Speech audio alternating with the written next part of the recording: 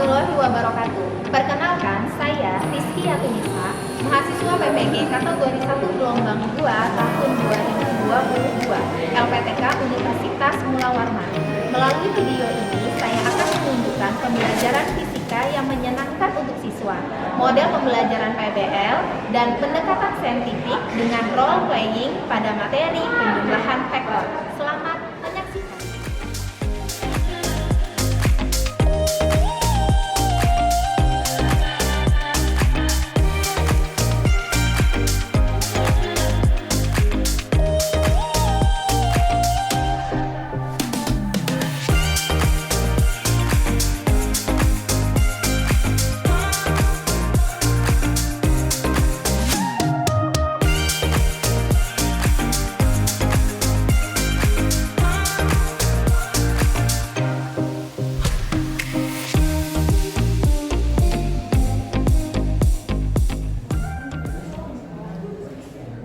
Assalamualaikum warahmatullahi wabarakatuh.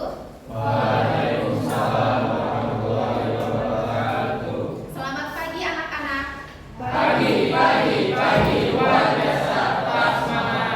Oke, sebelum mulai pembelajarannya, mari kita berdoa dulu. Ampino, silahkan pimpin temannya untuk berdoa. Mulai pelajaran, mari kita berdoa menurut agama dan kepercayaan kita masing-masing. Berdoa dimulai.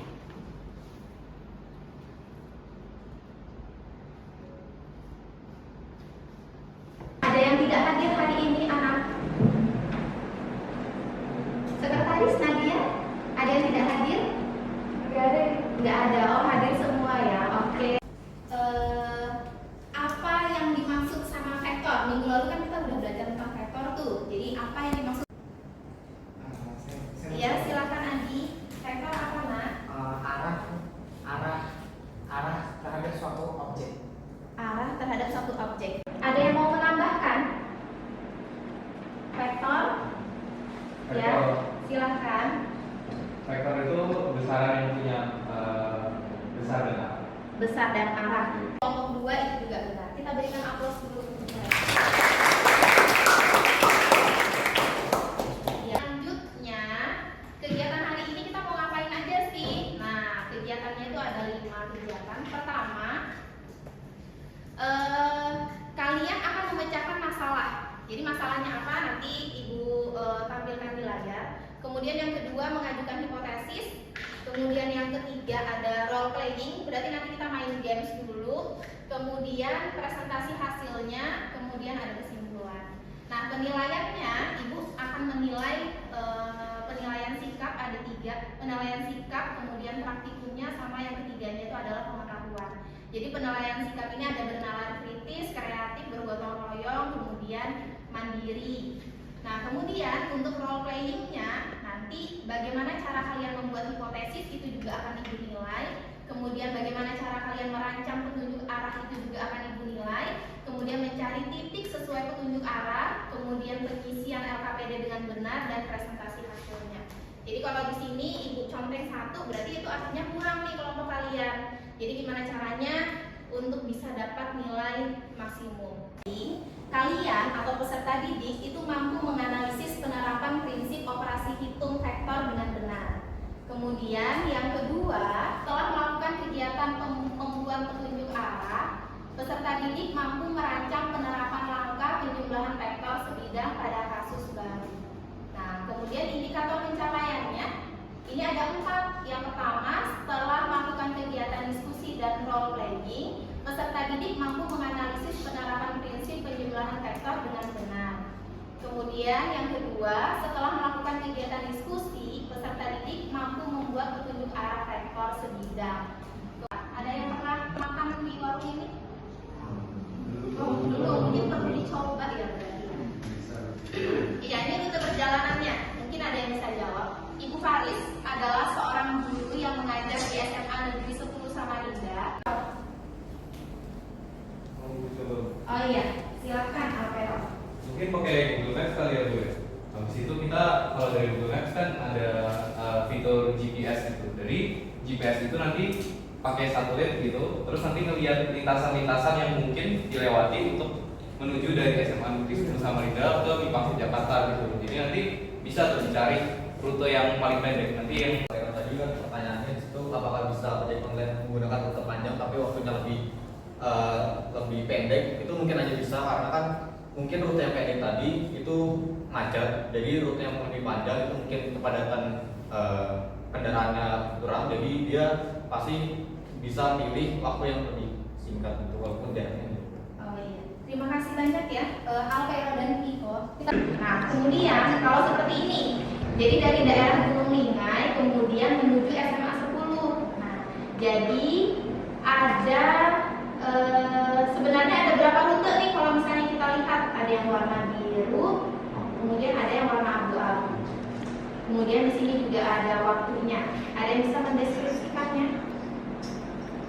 kalau misalnya dari saya melihatnya rutenya ada dua karena ada jalan yang lebih pendek sih Bu. Habis itu jalan yang lebih panjang itu yang lewat biru agak muter dikit gitu. Sama ada bagian merah-merah itu saya nggak tahu merah-merah itu macet kali ya mungkin artinya. Jadi mungkin ada beberapa rute dari rumah ibu ke sekolah Bu. Jadi ibu mau pilih rute yang mana ya sesuai preferensi ibu. Cuman kemungkinan rute yang warna abu-abu itu lebih pendek kelihatannya Bu. Ya, ada yang mau menambahkan tadi? Tadi mau menambahkan? Oh mungkin Tino, ya. Yang di jalur rute abu-abu itu mungkin lebih pendek, tapi mengapa Google Maps-nya itu memilih jalur yang warna biru? Karena yang di rute satunya itu biasanya macet atau tidak, ada cor-cor jalan, intinya jalannya ditutup, makanya yang dilewati Google Maps di rute yang lainnya gitu. Siapa tadi yang mau menambahkan lagi tadi? Siapa? Iya. Ya. Sama sih. Oh jadi Adi. Ya. Jadi kalau di situ di gambarnya ada dua rute, yang red yang warna biru itu lebih panjang, tapi di situ waktunya 14 menit ya kalau nggak salah. Dan ada rute yang lebih pendek, di situ ada 11 menit. Nah situ ibu bisa milih dua rute untuk orang itu tanda kemacetan di jalan. Jadi di situ juga dengan kecanggihan teknologi sekarang kita bisa tahu bahwa di rute di jalan yang kita melewati ini macet atau enggak, jadi kita bisa mempersingkat waktu. Iya, oke. Terima kasih jawabannya.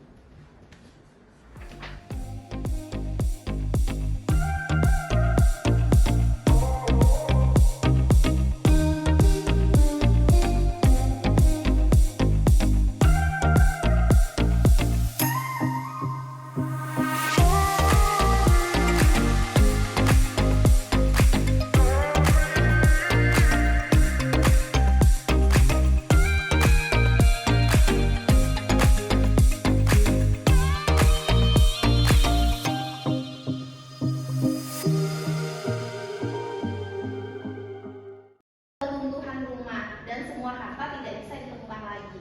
Nah, Pak Rahman membuat dan memberikan kepada anak-anaknya beberapa petunjuk huruf dan angka tempat keramik tersebut berada sebagai berikut. Jadi ada 9T, 9S, 7B dan seterusnya. Ini ada 16 kode 1, 2, 3, 4, 5, 6, 7, 8, 9, 10, 11, 12, 13, 14, 15, 16. Nah, bagaimana cara menemukan keramik tersebut?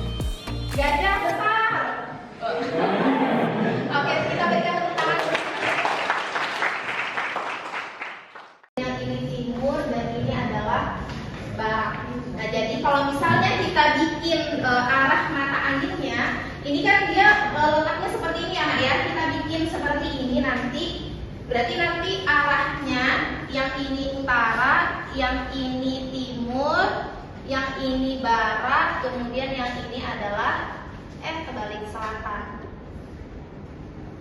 Nih. Terus titik startnya dia ada di sini. Jadi kalian nanti mulainya dari titik start itu. Misalnya ya, ibu suruh buatlah 6 langkah petunjuk arah dari titik start ke titik tujuan.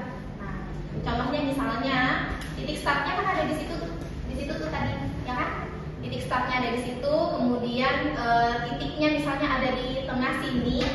Jadi misalnya ya, kemudian setelah bikin 6 itu diacak 6-6-nya ini. Misalnya kalau kalian lihat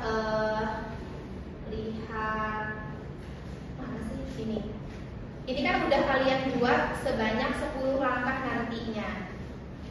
Nih, tuliskan di kertas atau di smartphone langkah menuju amplop harta, bukan zong.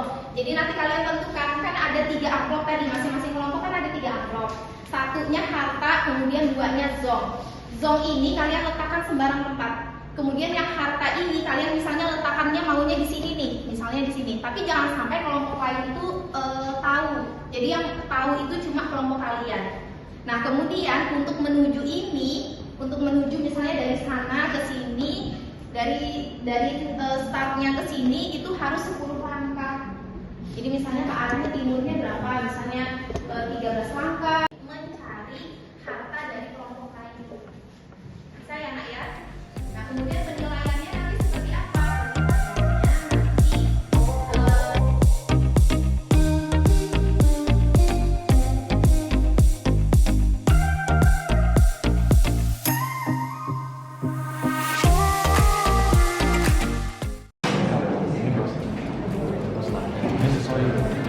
Iya, sudah sesuai.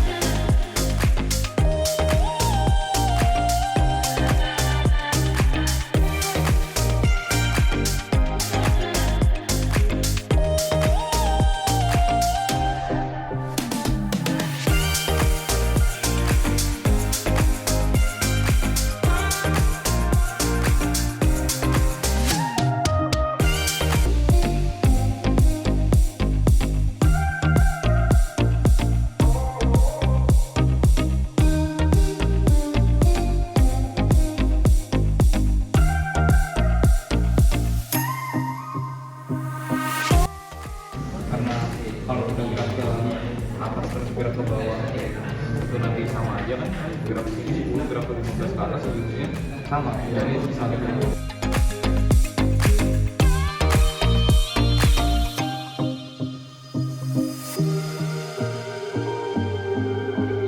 secara besar itu ya kita tuh kemana aja dia bakalan sama, tidak kita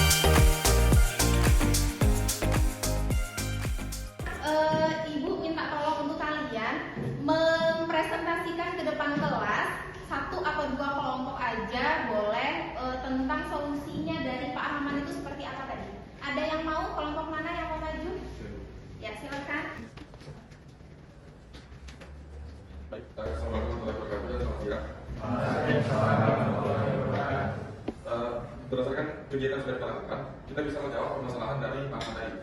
Nah, caranya adalah kita menggunakan arah vektor yang sesuai dengan arah angin pada petunjuk langit di tersoal. Jadi ketika itu diacak, itu pasti menemukan apa yang sudah ditentukan tadi dari arah tersebut.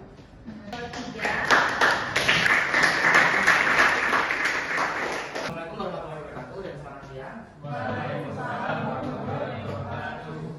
Sebenarnya untuk menjawab solusi dari permasalahan yang dimiliki oleh anak sekarang itu terdapat dua cara yang dari kelompok kami, yaitu yang pertama dengan langsung mengikuti arahnya. Di situ ada 16 arah dan itu kita ikuti secara manual itu bisa juga, tapi cara itu mungkin terlalu ribet dan terlalu panjang untuk dilakukan karena 16 langkah belum lagi nanti langkahnya itu pun satu cara langkah itu banyak banget, misalnya ada 9 ke timur, 9 ke selatan.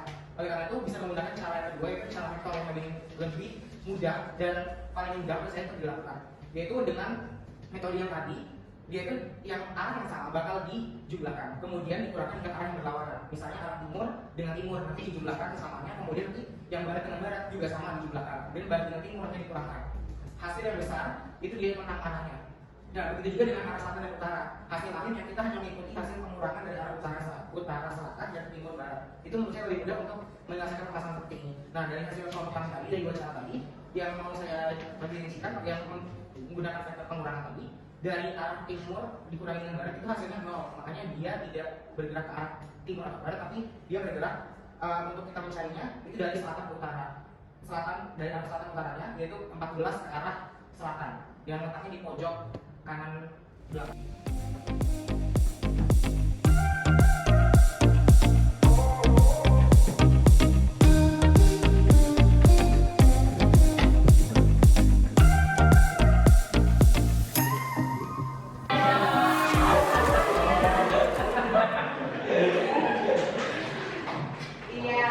Kita kerja bersama-sama.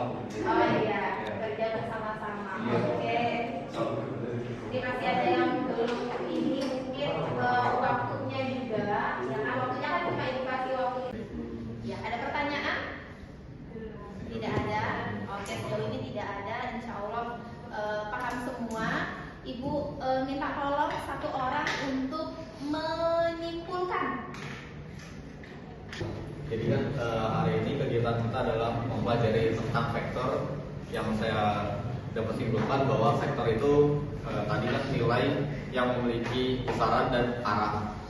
Terus kita dapat masalah-masalah yang tadi itu seperti yang harus kita selesaikan dari cerita Pak Rahman sama dari Google Maps tadi itu caranya tentunya kita menggunakan vektor tadi biar lebih mudah, karena contoh kasus dari kelompok saya tadi dapat dari kelompok 4 itu acakannya baru kita jalan 7 ke selatan kalau nggak salah, terus tiba-tiba langsung ke barat.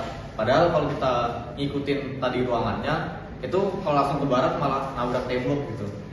Jadi pasti kalau ada kelompok yang nggak bisa ngitung menggunakan vektor tadi dengan penjumlahan dan pengurangan searah dan beda arah, itu mungkin nggak semua kelompok bakal bisa dapat harta karun, dan mungkin mereka bukan dapat zong tapi mereka tersesat gitu mau ke arah mana. Nah, kebetulan berarti di sini semua kelompok bisa ngitung, bisa menggunakan prinsip vektor yang tadi, menggunakan yang tadi seperti Ibu Kiki jelaskan. Terus sama juga buat kasusnya Pak Rahman tadi juga menggunakan prinsip yang sama. Iya. Mungkin itu aja dari saya. Oke, terima kasih banyak Iko. Untuk yang lain mungkin ada yang mau menambahkan? Bisa tadi hampir menabrak tembok.